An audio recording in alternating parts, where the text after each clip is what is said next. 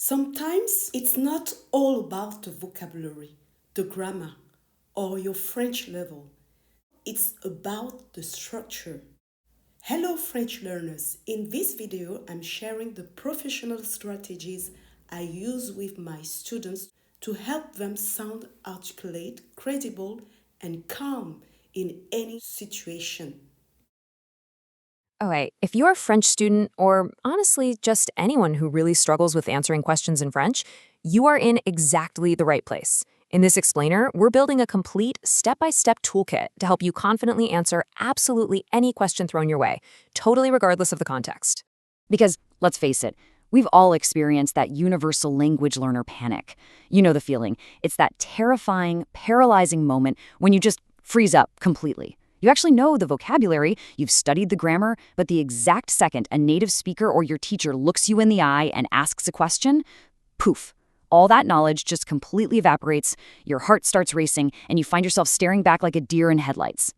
It's like this really common scenario. Imagine a student taking a language test. Class has been fun, the vibes are great, right? But suddenly, the teacher sits down, opens up a notebook, and asks a slightly deeper question. Maybe about a childhood memory? Instantly, the student's mind just goes completely blank. They literally have no idea what to say. And hey, this is exactly why we need a reliable framework. We need a system that automatically kicks in when that panic takes over. So here's our agenda for today. We're going to cover 1. The brain freeze. 2. The 5 W's framework. 3. Spoken versus written French. 4. Acing your French exams. 5. Mastering the STAR method. And finally, 6. What to do when you genuinely just don't know.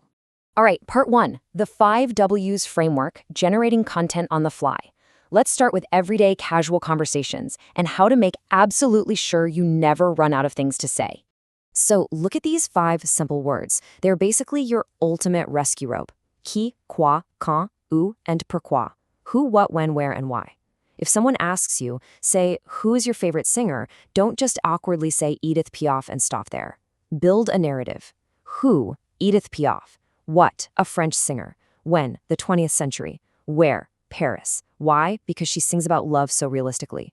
Just by mentally walking through these 5 words, you construct this incredibly rich, impressive French response without having to overthink the grammar at all. And the best part? It works for literally anything, from chatting about your retirement dreams to giving your opinions on artificial intelligence.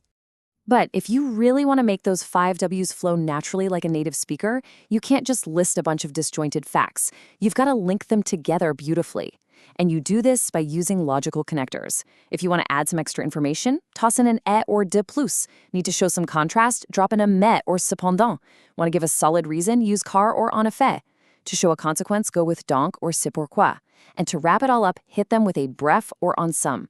These connectors act like little bridges between your ideas. Honestly, they're the secret sauce for transforming a choppy basic answer into a super fluid advanced response. Moving on to part 2, spoken versus written French, sounding authentic. We really need to uncover a massive secret about the language here. Because the French you meticulously write in a formal essay is rarely the French you'll actually speak at a local Parisian cafe. There is an incredibly stark contrast between soutenu, which is formal French, and familier, the everyday spoken French. See, native speakers just want to be efficient. They'll swap out nous for en when saying we go. They'll completely drop the ne in a negative sentence, saying il aime pas instead of il n'aime pas. They'll even swallow whole syllables, so je suis basically becomes suis. They also swap out standard vocabulary for familiar terms, like using bagnole for car Or bosser for working. Mastering these little shortcuts, it makes it infinitely easier to actually understand native speakers when they fire questions at you in the real world. I would like to point out that this mainly applies to informal French, spoken with family, friends, or colleagues in a relaxed setting. It can be sometimes weird if you address a stranger like this. Okay, section 3. Acing your French exams, high-stakes academic scenarios. Let's switch gears to your academic life and tackle those daunting written exams. Now, when you're sitting at a desk and get an exam question, all that casual cafe French, yeah, toss that right out the window. And whatever you do, do not immediately start writing. Seriously, that is a trap. By following these 5 steps from the étudiant plus method, you can organize your time and process the question safely. First, analyze the whole questionnaire briefly so you can manage your time. Second, read the specific questions deeply to identify exactly what is being asked.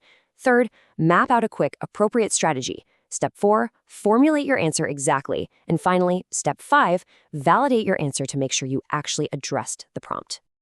And a huge part of reading deeply is paying attention to the command verbs. Take a really close look at verbs like comparer, justifier, or décrire. Believe it or not, the examiner is secretly handing you the exact structure they want right there. If they say comparer, they absolutely expect similarities and differences point by point. Justifier demands concrete examples and proof. If you can decode these command verbs, you basically decode the entire exam. All right, on to section 4, mastering the STAR method for professional interviews. Because what if the stakes are even higher? Say you're sitting across from a hiring manager in Paris, Geneva, or Montreal. Well, this is exactly where the STAR method comes in. In an interview, you can't just give generic fluff answers. You have to actively prove your competence. And you do this by framing your real-life experiences as structured stories. Situation sets the scene. Task explains the specific challenge you faced. Action details exactly what you did to handle it. And result highlights the measurable positive outcome. This framework literally transforms a super stressful interrogation into this beautifully structured showcase of your talents. And the beauty of the STAR framework is that you can apply it perfectly to the top, most common French interview questions. For example, if they hit you with "Quel est votre plus gros échec?" What is your biggest failure? You definitely don't just sit there and complain. No, you use STAR to explain a situation that went wrong, the concrete action you took to fix it, and the positive result of what you actually learned from that failure. It instantly shows them that you are proactive and incredibly self-aware. Finally, Section 5, when you don't know, the ultimate safety net. We've covered casual chats, exams, and professional interviews, but we absolutely have to address the elephant in the room here. What happens when you are asked a question and you genuinely have absolutely no idea what the answer is? Well, the absolute golden rule here is do not panic, do not freeze up, and whatever you do, never invent a fake answer. It ruins your credibility instantly. Instead, you gracefully pivot. You can simply and calmly admit you don't know, but express a real eagerness to find out. Or even better, you can use a technique like bridging, saying something along the lines of avant d'aborder ce point, which basically means before addressing that point. This incredibly smart move buys you a few precious seconds and subtly shifts the conversation right back to a topic you actually do know how to talk about. It's the ultimate professional safety net. So as we wrap up this explainer, I want to leave you with one final thought. Frameworks like the 5 Ws and the STAR method, they are incredibly powerful tools. But, a tool is completely useless if it just sits there in the toolbox.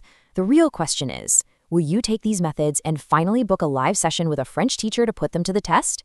Practicing out loud with an expert teacher is truly the only way to transform that terrible brain freeze into unshakable confidence.